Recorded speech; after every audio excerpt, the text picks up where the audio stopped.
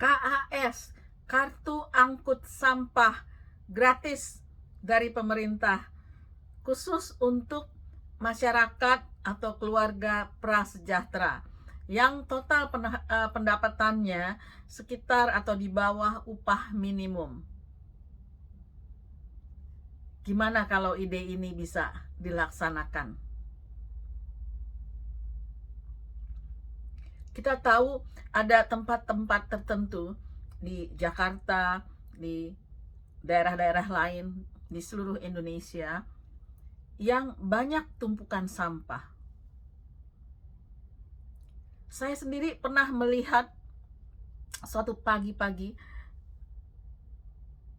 ada orang naik motor, kebetulan jalan itu masih sepi dan agak kecil.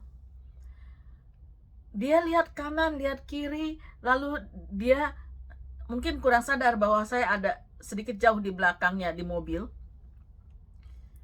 Lalu dia mengambil bungkusan sampah dari kantong plastik di bawah stang motornya, dan dia lempar ke pinggiran satu sudut trotoar yang saya lihat sudah ada beberapa bungkusan sampah juga. Dia bahkan nggak ngelihat ke situ, jadi seakan bukan dia yang lempar ya, dia naik motor, ambil, lalu lempar tanpa melihat, cepat-cepat juga jalan. Tapi sebelum melakukan itu dia lihat kanan kiri, dia merasa nggak ada orang yang lihat, mungkin. Jadi saya terpikir, oh, kenapa dia harus buang sampah di tempat yang bukan tempatnya? Kenapa enggak di depan rumahnya, di tempat sampah, dan tunggu diambil oleh petugas? Saya pikir mungkin karena dia kurang mampu atau tidak bersedia membayar iuran angkut sampah.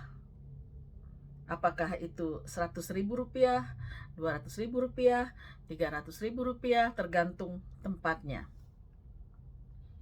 Baginya Rp100.000 sebulan, mungkin Rp100.000 itu besar sekali, bisa untuk makan beberapa hari. Jadi caranya adalah pagi-pagi sekali, waktu menuju ke tempat kerja, dia harus melakukan itu. Entah siapa yang memulainya. Jadi kalau ada satu sudut di pinggir jalan, ada yang mulai buang sampah liar sembarangan, mungkin beberapa orang yang lewat mendapatkan inspirasi. Aha, besok saya juga buang ke situ aja. Sehingga itu menjadi suatu tumpukan ya. Ada peribahasanya, sedikit-sedikit lama-lama menjadi bukit. Tapi bukit sampah bukan sesuatu yang baik, merusak lingkungan, mengganggu, polusi udara dan sebagainya, kotor. Juga orang-orang yang melakukan itu seperti peribahasa, lempar batu sembunyi tangan, melakukan kriminalitas, melakukan kejahatan, melakukan sesuatu yang dia tahu dilarang, tapi secara sembunyi, tidak akan mau mengakui, kecuali ada yang memvideokan dan ini loh buktinya Bapak tadi buang sampah sembarangan. Itu mungkin tidak bisa dielakkan ya, tidak bisa, dia mau nggak mau harus mengakui itu.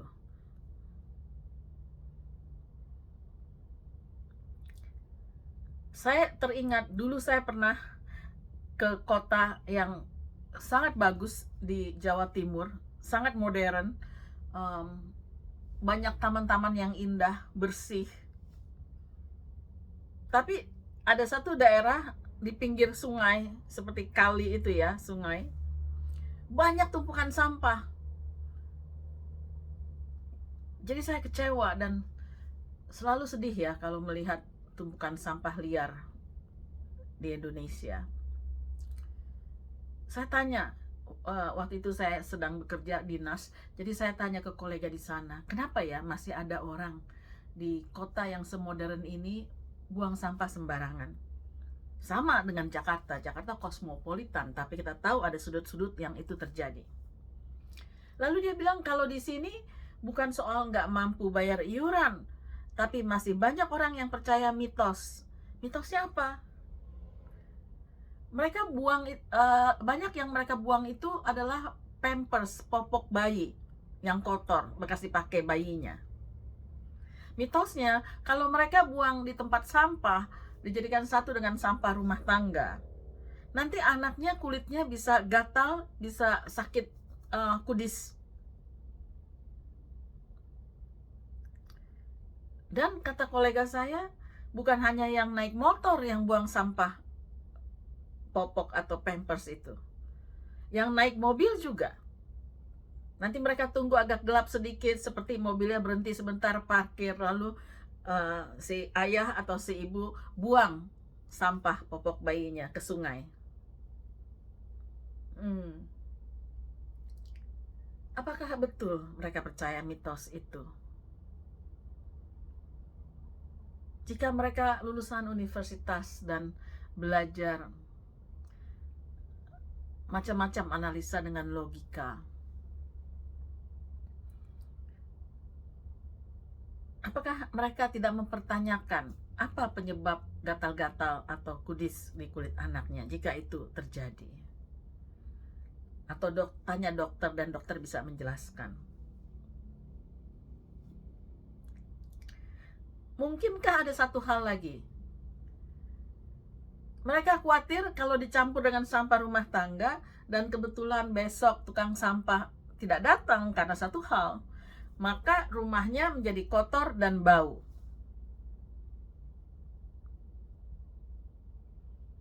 Jadi karena tidak mau rumahnya sendiri menjadi kotor dan bau, maka dia selalu memikirkan harus buang ke tempat lain biar tempat itu menjadi kotor dan bau, lingkungan hidup terusak atau terganggu, dan hal-hal negatif lainnya. Itu bukan urusan dia, yang penting rumah dia selalu nggak ada sampah yang bau.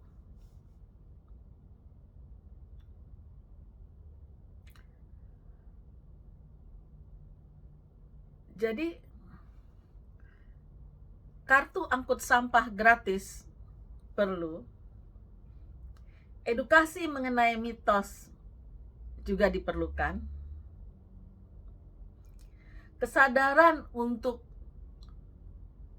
memikirkan lingkungan hidup, kebersihan, kesehatan,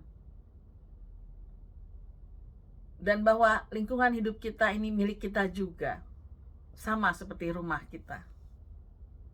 Itu perlu dibangun.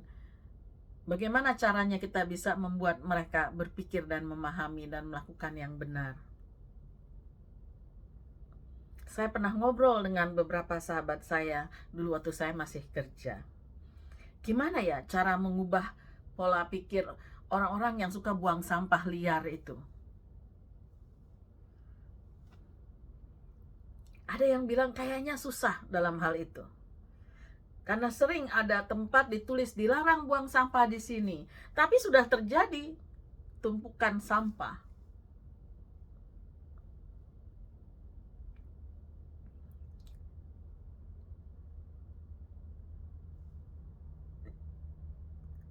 Untungnya beberapa tahun-tahun terakhir ini masalah sampah itu muncul ke permukaan ya, di media, di sosial media itu banyak. Kita tahu mengenai Sungai Citarum yang dari kotor dibersihkan. Kita tahu dulu di Jakarta juga pernah sungai-sungainya atau kanal kalinya kotor sekali, lalu ada pasukan oranye membersihkan. Kita juga dengar mengenai sampah di laut-laut di beberapa tempat di Indonesia, antara lain di Bali, dan dibersihkan seperti itu. Jadi sudah ada usaha, sudah ada perkembangan dalam pola pikir masyarakat yang suka membuang sampah liar. Sudah ada perbaikan, tapi masih belum sempurna, masih perlu semua pihak yang bisa melakukan sesuatu, perlu melakukan sesuatu agar masalah ini bisa diatasi dari pemerintah dan sebagainya. Saya iseng, saya Google, saya menemukan channel Bule Sampah. Bapak Benedict Wurmster dari Jerman ini sangat cinta ya sama Indonesia karena sudah tinggal di Indonesia cukup lama, senang dengan alam Indonesia, mengagumi banyak hal, dan mau terlibat dalam masalah lingkungan hidup di Indonesia, bagaimana bisa memberikan edukasi mengenai pengelolaan sampah dan sebagainya. Saya banyak sekali belajar dari channel beliau, informasi yang penting mengenai daur ulang, apa yang dilakukan oleh beberapa tempat mengenai bagaimana mengelola sampah dan lain sebagainya. Jadi terima kasih banyak Bapak Benedict Wurmster, karena channel Bule Sampah itu sangat menginspirasi. Saya rasa bukan saya aja, tapi banyak orang sudah dapat inspirasi itu ya. Semoga kita semua terus saling mengingatkan, saling menyebarluaskan mengenai permasalahan sampah di Indonesia, sehingga orang-orang dengan kekuasaan, dengan kemampuan itu bisa mengatasinya, mengelolanya. Dan masyarakat yang tidak mampu untuk bayar iuran buang sampah, iuran angkut sampah, itu bisa mendapatkan bantuan. Bagi yang masih percaya mitos, saya nggak tahu itu gimana caranya. Mungkin perlu diancam sedikit. Buang sampah liar, buang sampah sembarangan, buang sampah tidak pada tempatnya, itu nanti bisa masuk neraka loh. Kadang ancaman seperti ini efektif di Indonesia.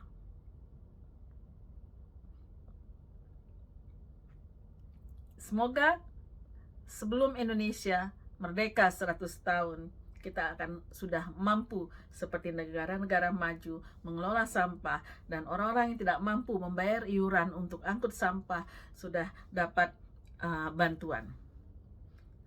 KAS, kartu angkut sampah gratis bagi masyarakat prasejahtera. Semoga. Terima kasih. Di Indonesia versi Bule Sampah nomor 5 kota paling kotor di Indonesia versi Bule Sampah nomor 5 Denpasar. Seluruh Bali Selatan sangat banyak sampah plastiknya akibat pariwisata massal dan populasi yang berlebihan. Terlalu banyak orang, terlalu banyak sampah. Nomor 4 Medan. Kota Medan dan sekitarnya juga tercemar sampah plastik, sedangkan pengelolaan sampah belum dikembangkan di sana. Nomor 3 Surabaya.